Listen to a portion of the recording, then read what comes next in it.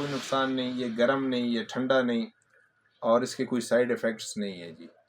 ایک ماہ کا یہ کورس ہوتا ہے، اور 1 ماہ کھانے کے بعد انشاءاللہ، بلکہ اس سے پہلے لوگ عورتیں کنسیو کر لیتی ہیں، حمل ان کا ٹھہر جاتا ہے، مرد کے سپرم زیادہ ہو جاتے ہیں، مادہ تولید کو یہ گاڑا کر دیتا ہے، اور صورت انزال کے مریضوں کے لیے یہ تحفہ ہے۔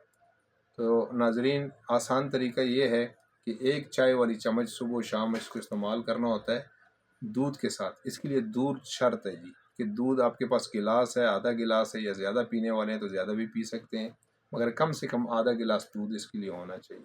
اس سے انشاءاللہ اللہ پاک اولاد دے گا۔ اس میں کسی قسم کا پرہیز نہیں، کوئی اس میں ممانعت نہیں ہے، بالکل آپ اس کو عام جیسے کوئی غذا کھا رہے ہو آپ استعمال کریں، انشاءاللہ اللہ کے حکم سے اللہ پاک شفا دے گا، اور اللہ بچوں سے نوازے گا۔ والسلام، السلام علیکم۔